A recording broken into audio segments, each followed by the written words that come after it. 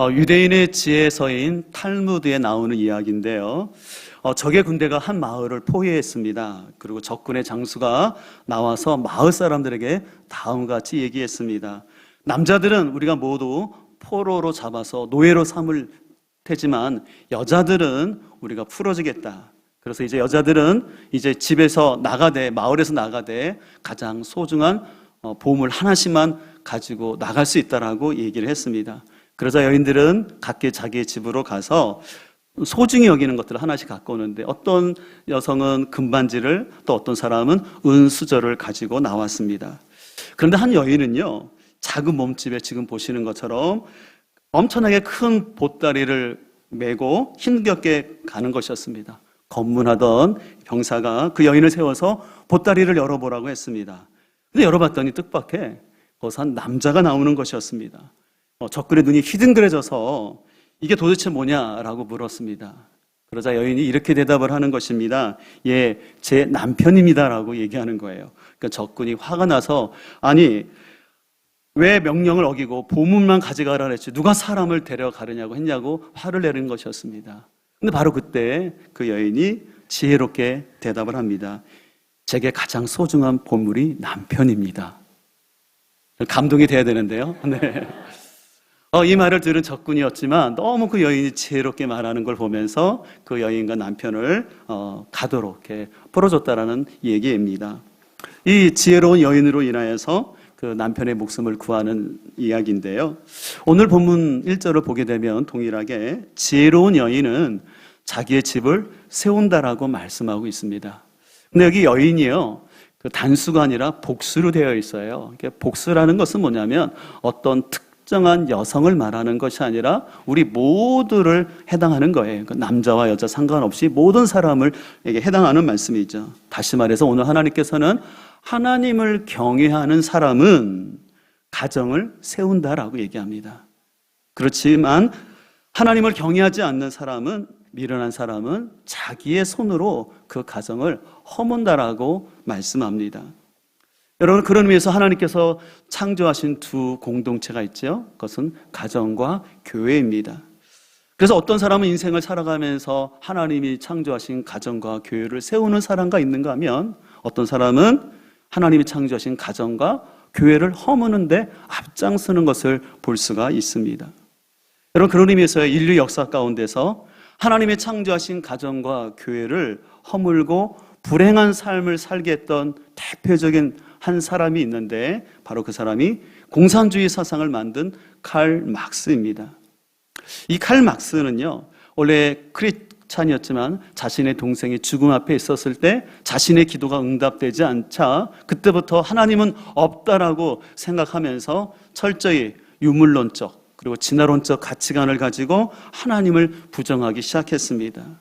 그리고 그 칼 막스가 완성하지 못했던 책이 있었는데, 그의 후계자인 엥겔스라는 사람이 책 한 권을 만들었는데, 가족, 그 다음에 사적 소유, 국가의 기원이라는 책을 만들었어요. 근데 이거는 엥겔스가 지었지만 실제적인 저자는 칼 막스입니다. 근데 그 내용에 다음 같은 내용이 나와요.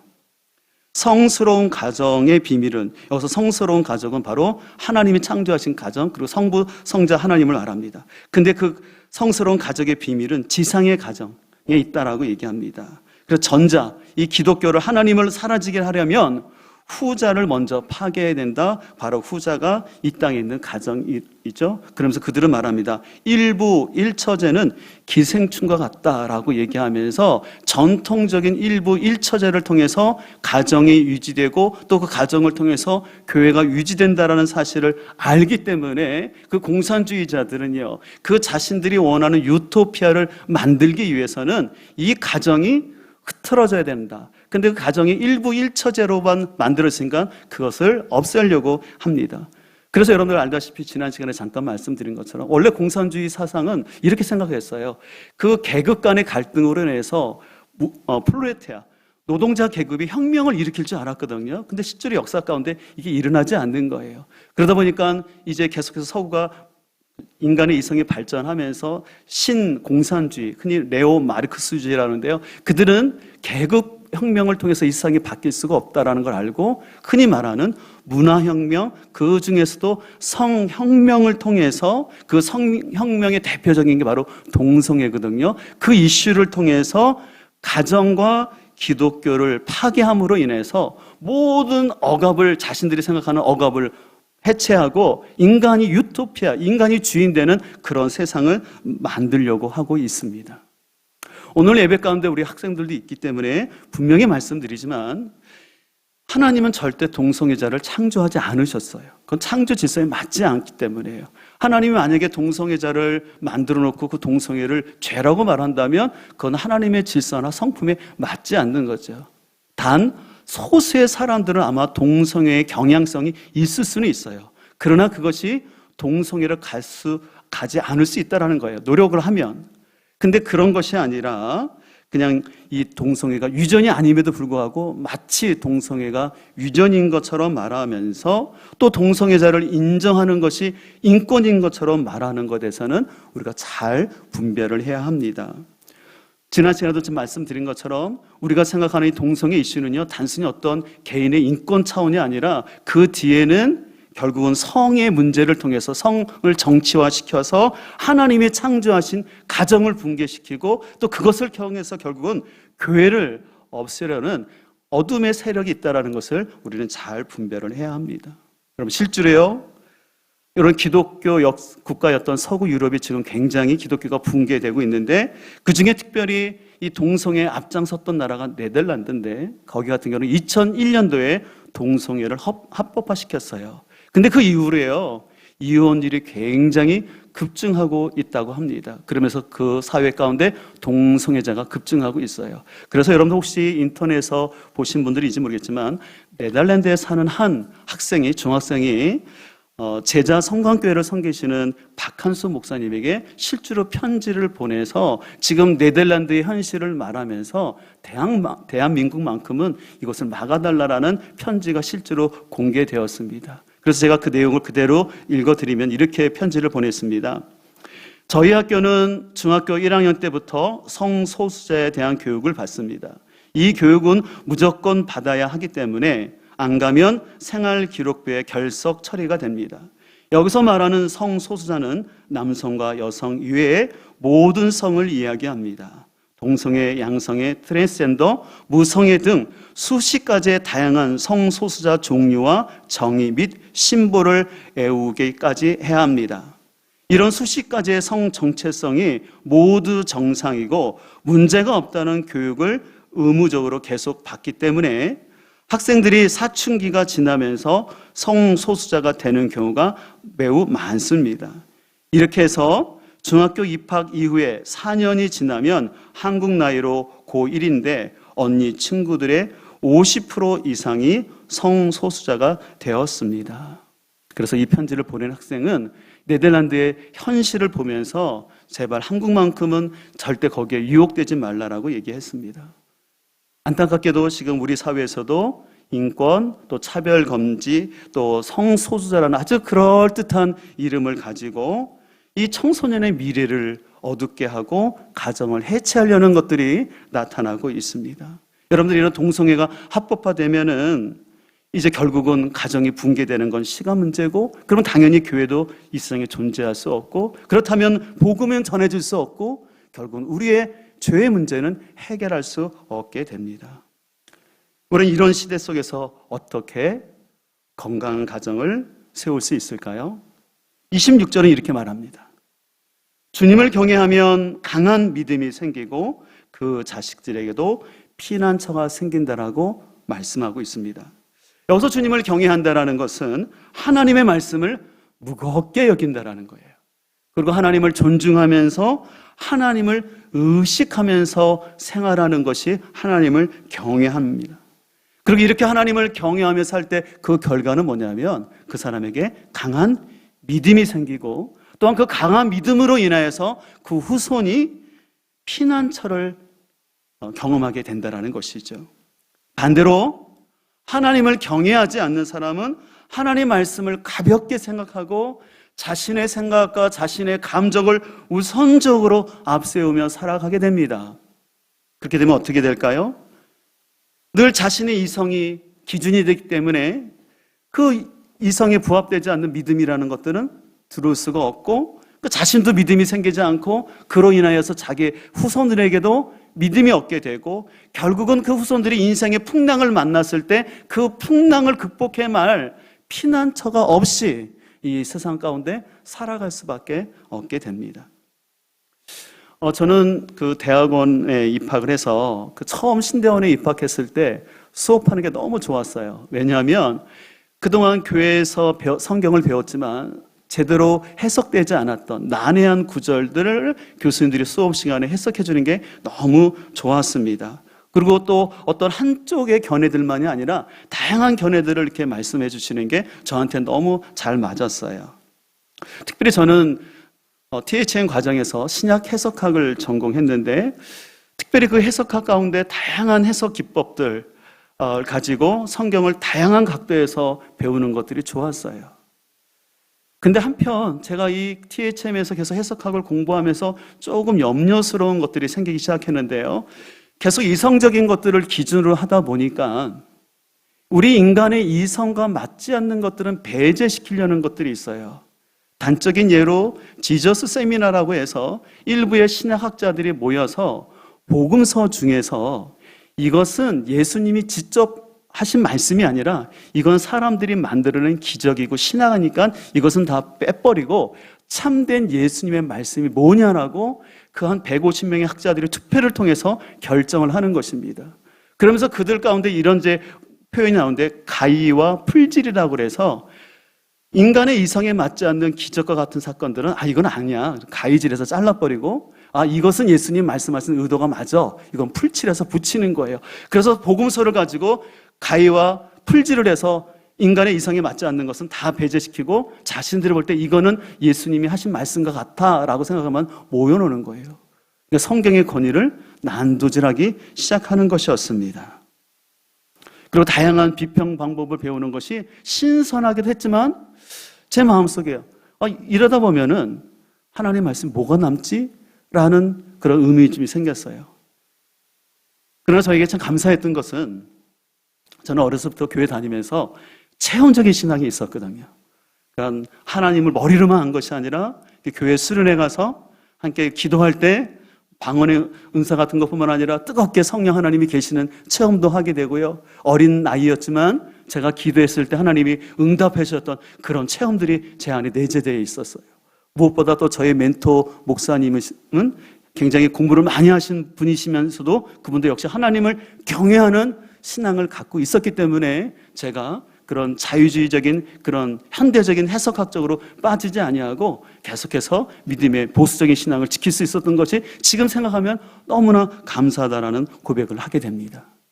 제가 이 얘기를 왜 하냐면요, 저도 나름대로 신앙이 좋았던 사람이었다고 생각했는데 신학교 가서 여러 가지 이성적이고 인간에 부합된 것들을 배우다 보니까 제 마음이 신앙이 흔들리는 적이 있었던 것을 보게 됐거든요. 우리 학생들도 앞으로 이제 학교 나가서 학교에서 선생님을 통해서 또 친구들을 통해서 다양한 얘기를 들을 거예요. 근데 그것이 그 얘기를 들을 때 학교에서는 당연히 이성적인 거, 지성적인 관점에서 얘기하다 보니까 거기에 맞지 않는, 그래서 모든 기준 판단의 중심은 이성입니다. 그리고 이성에 맞지 않는 것은 다 배격하는 시대이죠. 그렇게 되다 보면 잘못하면 우리는 내 생각이 최고라고 생각해요. 그리고 우리 이성에 맞지 않는 것은 합리적이지 않다고 부정할 수가 있게 됩니다. 그렇게 되면 지금은 여러분들이 신앙생활을 하는 것처럼 보이지만 나중에 여러분이 더 크게 되면은 하나님은 안 계셔 라고 교회를 떠날 확률이 높아질 수 있습니다. 그렇기 때문에 성경은 어려서부터 가정에서 하나님을 경외하는 훈련을 하라고 계속해서 반복적으로 말씀하는 거예요. 그리고 어려서부터 부모님 말씀에 순종함을 가르치는 것이 부모의 책임이라고 성경은 강조하고 있습니다. 왜 이렇게 성경이 어려서부터 하나님을 경외하고 부모님 말씀에 순종할 것을 가르칩니까? 그래야지만 우리 인생에서 겪을 수 있는 수많은 태풍과 혼란 속에서 우리를 지킬 수 있기 때문에 그렇습니다. 여러분들 요즘 뉴스 볼 때마다 이 세상이 얼마나 기후변화로 어려운 가운데 있는 거 아시죠? 오늘 지사님이 기도하신 것처럼 한쪽에서는 홍수로 인해서 난리가 나는데 한쪽에서는 가뭄 때문에 너무 힘들어요. 여러분들 얼마 전에 파키스탄 같은 경우는 계속해서 비가 내림으로 인해서 국토의 3분의 1이 다 물에 잠겼다라는 그 기사를 본 적이 있을 것입니다. 실은 우리나라도 태풍이 우물로 인해서 지난 태풍 때문에 아주 귀한 생명들이 잃어버리는 좀 안타까운 일이 발생했어요. 근데 여러분 여기서 예수님 믿는다고 해서 인생의 고난이나 이런 태풍 같은 어려움이 없는 것이 아니에요. 그리고 예수님 믿는 사람에게도요, 질병도 찾아오고 뜻하지 않는 사고를 경험할 수가 있어요. 그래서 때때는 우리 이런 뜻하지 않는 사고 때문에 육체적인 아픔 또 정신적인 아픔을 겪을 수 있어요. 또 이런 것뿐 말고요. 실은 우리는 인간관계 속에서요, 학교 친구들이나 또 직장 생활 안에서 내가 신뢰했던 사람에게 배신을 당하고 상처를 당하고 또 나를 모험하는 그런 인생의 태풍을 만날 수가 있어요. 그런데 그때 우리에게 하나님을 경외하는 그 믿음이 있을 때 그 태풍으로부터 자신을 지킬 수 있는 피난처를 마련할 수가 있어요. 근데 이것이 훈련되지 않으면 그런 학교에서나 직장에서나 때로는 교회 안에서 어떤 어려움이 왔을 때 그것을 견뎌내지 못하고 그냥 세상 바람에 휘날릴 수가 있다는 것입니다.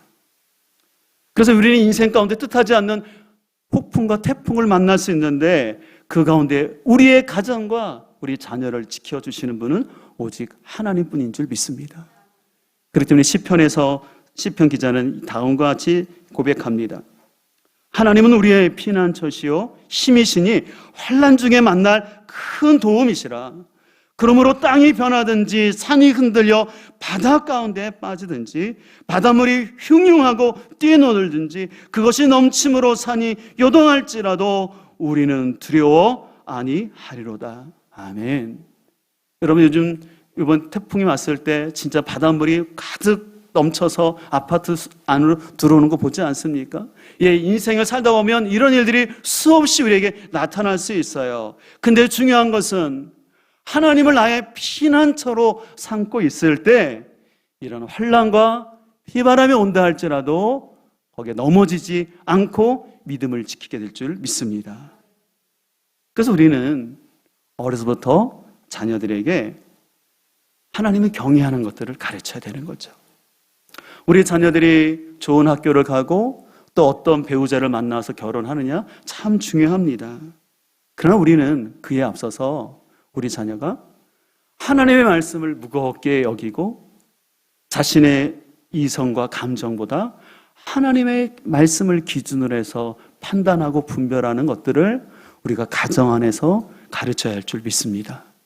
교회에서도 열심히 하지만 밥상머리를 통해서 부모님이 찬찬하게 알려줘야지만 그것이 아이들에게 차곡차곡 쌓여져서 뜻하지 않는 인생의 풍랑과 폭풍이 휘몰아칠 때 그래 그때 우리 부모님이 이렇게 말씀하셨고 교회에서 이렇게 수련회 통해서 그때 내가 경험했던 하나님 지금 내 이성으로는 다 이해할 수 없지만 그래 하나님 분명히 살아계셔. 내가 지금 힘들지만 여기서 자포자기하거나 포기할 수 없어. 사람들이 친구들이 나를 욕한다 할지라도 하나님 나와 함께 계셔. 그 마음을 가지고 우리 자녀들이 인생의 풍랑을 이겨낼 수 있도록 우리 가정과 교회가 힘을 다하여서 계속해서 나가기를 소망합니다. 그렇기 때문에 이번 잠언을 읽게 되는데 여러분 잠언에 보면 하나님 경외라는 단어가 20번이나 반복돼요. 제가 자주 말씀드리잖아요. 어떤 단어가 반복되는 건 강조의 용법이라고요. 그래서 저는 개인적으로 잠언을 다양하게 해석할 수 있지만 저는 잠언을 해석하는 키워드를 경외로 보고 있어요. 왜냐하면 실은 이 잠언의 말씀과 비슷한 것들이 고대 근동에 여러 지혜서들이 있거든요. 거기도 인간관계를 어떻게 하고 물질을 어떻게 관리하고 말을 어떻게 해야 될지에 대해서 비슷한 얘기를 해요. 근데 잠언과 가장 큰 특징은 잠언은 하나님 경외를 강조해요. 바로 하나님 경외함을 아는 것이 우리 인생의 복이고 은혜인 줄 믿습니다. 그래서 저도 이번에 잠언 시리즈 설교를 하면서 계속해서 하나님을 경외하는 밥상에 대해서 하나님을 경외하는 생명나무에 대해서 얘기를 하고 있는 것입니다. 계속해서 오늘 27절은 그래서 이렇게 말합니다. 주님을 경외하는 것이 생명의 셈이니 죽음의 그물에서 벗어나게 한다라고 말씀하고 있습니다. 여기서 생명의 셈은 문자적으로는 장수를 의미합니다. 근데 여러분들 우리는 잘 기억해야 돼요. 우리는 단순히 오래 사는 것이 중요한 것이 아니라 생명의 주인 되신 하나님을 알고 그 하나님 안에서 즐거워하고 기뻐하는 것이 영생이라는 사실을 기억하셔야 돼요. 그래서 예수님은 이 땅에 오셔서 우리에게 영생을 주시겠다라는 말씀을 많이 하셨습니다. 특별히 이스라엘 같은 지역은 북부 지역에는 물이 있지만 남부 산악지대를 시작해서 이틀로 갈수록 이제 물이 없어요. 그래서 이스라엘에게 제일 중요한 건 샘을 파는 것이었습니다. 그래서 아브라함 시대부터 족장 시대부터 이 샘과 관련된 얘기가 많이 나와요. 그래서 이스라엘 백성들은요, 물 있는 곳에 샘을 파서 깊게 파서 마르지 않는 샘을 파는 것이 아주 중요한 이슈였습니다. 그래야지만 가축과 가족이 살 수 있기 때문에 이 샘은 너무나 중요했어요.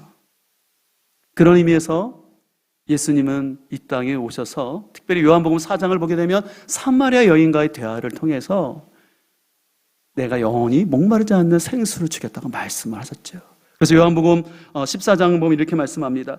예수께서 대답하여 이르시되 이 물을 마시는 자마다 다시 목마르니와 내가 주는 물을 마시는 자는 영원히 목마르지 아니하리니 내가 주는 물은 그 속에서 영생하도록 솟아나는 샘물이 되리라. 아멘. 주는 말씀합니다. 너희 조상들이 판 이 야곱의 우물, 이 우물들을 마시면 일시적인 해갈이 될 수밖에 없어.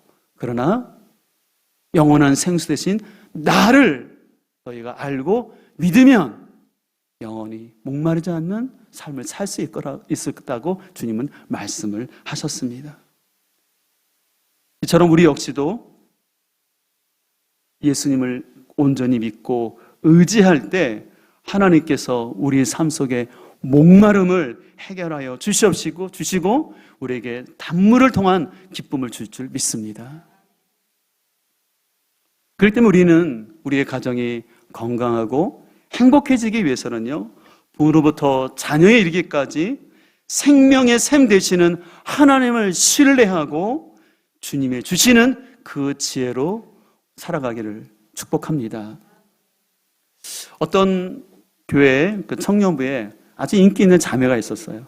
왜냐하면 그 자매는 성품이 참 좋았을 뿐만 아니라 찬양도 참 잘했어요. 그래서 많은 형제들이 그 자매에 대해 관심을 갖고 있었는데 그 중에 한 청년이 그 자매를 향한 마음 가운데 잠언을 필사하기 시작했습니다. 그래서 잠언을 필사해서 그 자매에게 줬어요, 형제가.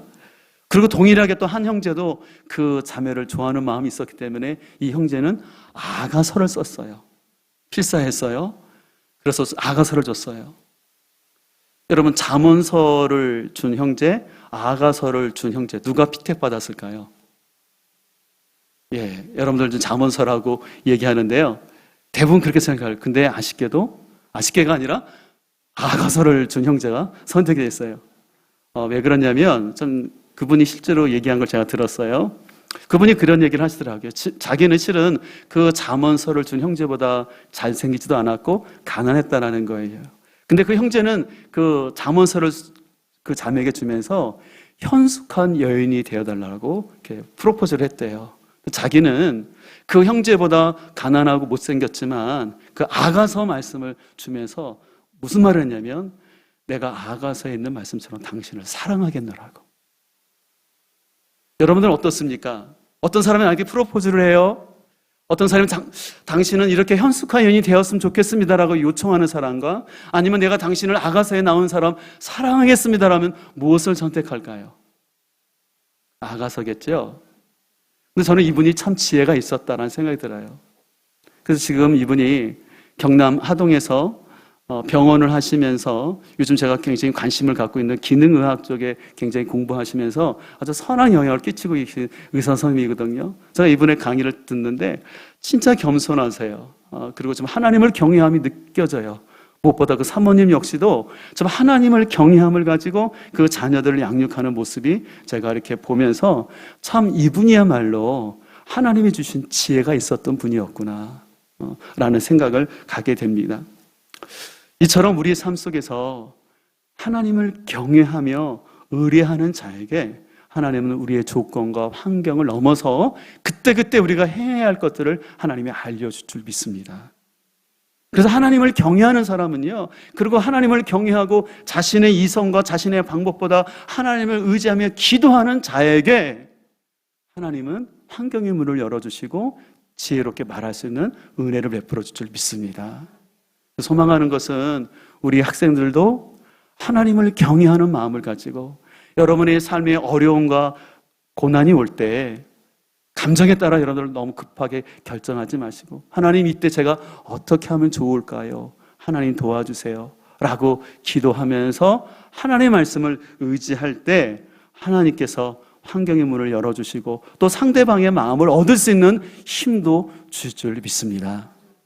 오늘 함께 추석 명절을 맞이해서 우리 온 세대가 함께 예배를 드렸는데 소망하는 것은 우리 모든 세대가 하나님을 경외하는 생명샘 넘치는 복된 가정 될 수 있기를 우리 구주 예수님의 이름으로 축복합니다.